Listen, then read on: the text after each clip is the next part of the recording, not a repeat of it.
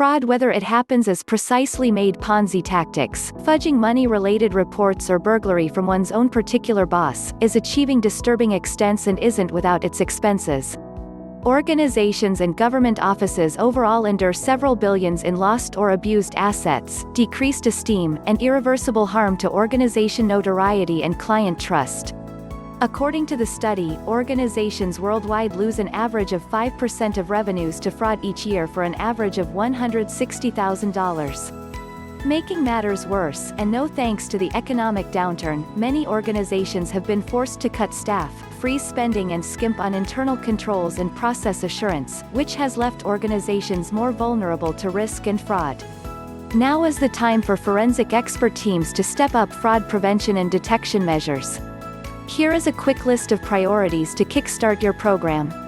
1. Build a profile of potential frauds. Adopt a best-down strategy to your hazard appraisal, posting the regions in which misrepresentation is probably going to happen in your business and the sorts of extortion that are conceivable in those zones.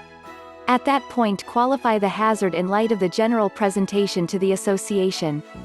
Focus on risks that have the best shot of diminishing investor esteem. 2. Test transactional data for possible indicators of fraud. You must test 100% of the data, not just random samples. Fraudulent transactions, by nature, do not occur randomly. Transactions may fall within boundaries of certain standard testing and not be flagged. 3. Improve controls by implementing continuous auditing and monitoring. Reinforce controls over exchange approvals and utilize nonstop evaluating and checking to test and approve the viability of your controls. This technique can definitely enhance the general productivity, consistency and nature of your extortion recognition forms. 4. Communicate the monitoring activity throughout the organization. A big part of fraud prevention is communicating the program across the organization. If everyone knows there are systems in place that alert to potential fraud or breach of controls, and that every single transaction running through your systems is monitored, you've got a great preventative measure.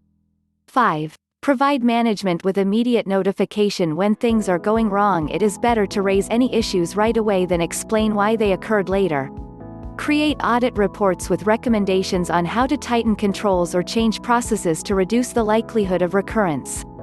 And don't forget to quantify the impact to the business. 6. Fix any broken controls immediately. Segregation of duties is important.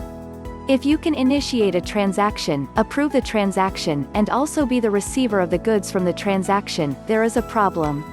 7. Expand the scope and reassess your extortion profile, considering both the most widely recognized misrepresentation plans and those that relate particularly to the dangers that are interesting to your association, and move your investigative focal point.